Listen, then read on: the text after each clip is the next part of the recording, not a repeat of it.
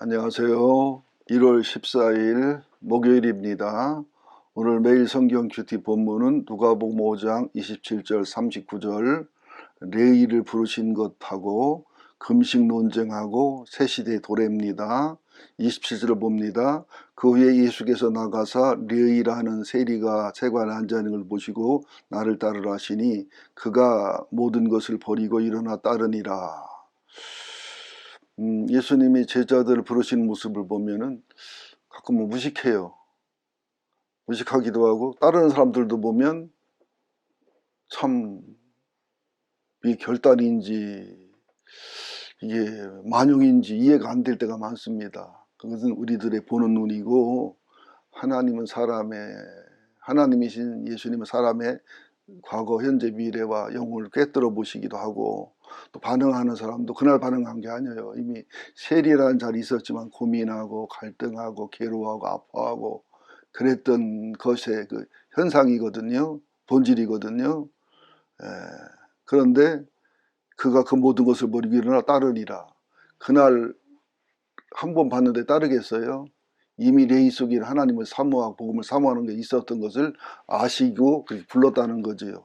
우리들도 언제 은혜 받을지 언제 영혼이 정말 정거해질지 모르기 때문에 예배나 기도를 소중히 여기면서 순간순간의 은혜를 놓치지 말아야 됩니다.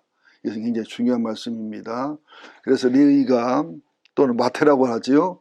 예수를 위하여 자기 집에서 큰 잔치를 하니 세리와 다른 사람이 많이 함께 앉아 있는지라. 또 이제 여지없이 바리새인과 서기관들이 나타나 그 제자들을 비방하여 이르되 너희가 어찌하여 세리와 죄인과 함께 먹고 마시느냐.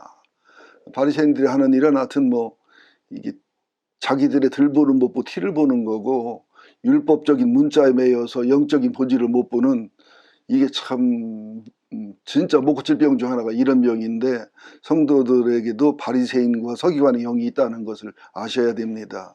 예수께서 대답하시되 건강한 자에게는 을대가 쓸데없고 무슨 말이야. 자기가 건강하다고 생각하면 병원에 안 가지요. 검진도 안 받지요. 어떤 사람은 회사에서 억지로 검진을 했는데 암 3기 4기 나오는 경우도 있거든요. 이게 사람이 자기 건강을 100% 확신할 수 없는 것처럼 영적 건강은 말씀과 성령과 또는 영적 분별력 있는 분에게 진단 받으셔야 됩니다. 그래서 자기 스스로 건강하다는 자는 의사가 필요 없지만 병들었다는 자각 있는 자가 필요한 것처럼 너희들도 병들었다는 걸 자각해라.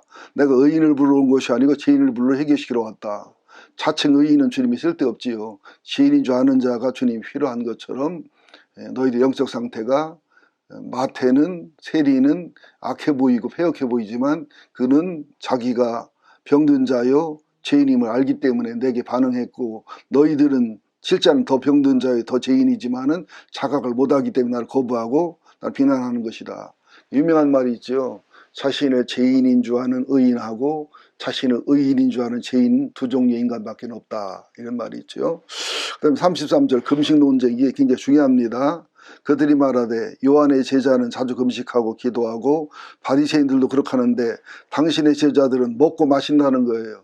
쾌락주의자처럼 정말로 좀 품의 없이 정말 덕스럽지 못하게 그런 모습을 보인다. 그때 예수님의 대답이 정말로 진리지요. 예수께서 이르시되 혼인집 손님들이 신랑과 함께 있을 때 너희가 그 손님으로 금식하게 할 수 있느냐. 신랑이신 예수가 함께 하는데 지금 기쁨의 행복의 시간인데 우물가 여인이 예배를 여기서 드려 묻는 것처럼 지금 예수를 만나는 때가 예배라고 가르치는 것처럼 지금 금식할 때가 아니고 주님이 십자가에 못 박힐 때 죽을 때 고난의 때 그때 금식할 일이다.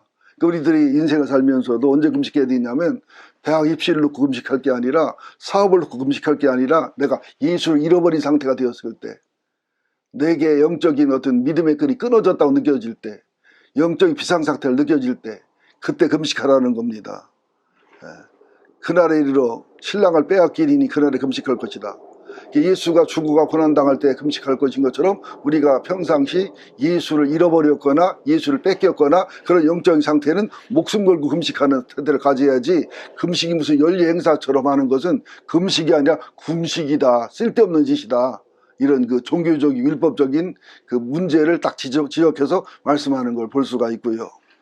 또 36절부터 39절까지는 또 비유하여 이르시되 새 옷에 한 조각을 찢어 낡은 옷에 붙이는 자가 없다. 왜냐하면 낡은 옷인데 낡은 옷을 너무 낡았는데도 새 옷을 갖다가 낡은 옷을 꼬매게 되면 새 옷은 잘 찢어지잖아요. 저 헌 옷은 잘 찢어지는데 새 옷이 안 찢어지니까 꼬매놔도 이게 서로 당겨버릴 때 가운데 붙은 새 옷이 수축이나 당김이 없이 그냥 청청도 말로 말해서 쨍쨍하니까 또 짠짠하니까 또 강하니까 옆에 부분이 더 찢어지니까 찢어진 부분이 더 넓어지지요. 그래서 마음이 새로워지지 않고 영혼이 새로워지지 않고는 하나님의 말씀이 신선한 말씀이 증거될수록 더 괴롭고 더 영적으로 손해가 되는 현상이 나타난다. 그러면 설교자가 문제 있다고 생각하지 자기가 문제 있다고는 생각 안 하거든요. 예. 새 포도주를 낡은 무대에 넣는 자가 없다. 왜냐하면 낡은 무대는 팽창이 되어 있기 때문에 새 포도주를 넣으면 발효해서 굉장히 강력하게 가스가 나오고 발효의 어떤 그런 그 힘이 강력하기 때문에 이게 오래된 포도주는 찢어져 버립니다. 그러나 새 포도주 푸대는 이게 새 포도주가 발효해서 팽창되는 것을 감당할 만큼 늘어난 신축성이 있단 말이죠. 그러면서 많은 사람들이 묵은 포도주를 마시고 새 것을 원하지 않는 것처럼 율법적이고 전통적인 종교적인 신앙을 고수하려고 그러지 하나님이 사람 되오셔서 율법을 완성하시고 참된 말씀을 전하는 것을 감당 못하고 터져버린다는 거예요. 그래서 이게 이제 목회자도 자신의 설교나 또 자신의 언어를 돌아보고 반성해야 되지만 이렇게 좀 설교하면서 보면 이게 마음의 영혼의 가죽 부대가 새 부대인 분들은 감당을 해요. 포용을 하고 수용을 하고. 그런데 이 마음의 부대가 헌 부대인 사람들은 그냥 터져버려요. 그냥 수승력이 없어요. 그래서 그리스도인들이 좀 마음이 너그러워야 되는데 좁기도 하고, 특히 하나님 말씀을 받을 때는 내 어떤 원하는 걸 받으려는 하나님께 항복하러 온 거고, 하나님 말씀은 여러분 이게 지금 치사 분별하는 게 아니라 일방적 선포고 일방적 받아들임이고 일방적 순종인데 이걸 못하고 안 한다는 거죠. 여러분들 세 가지입니다.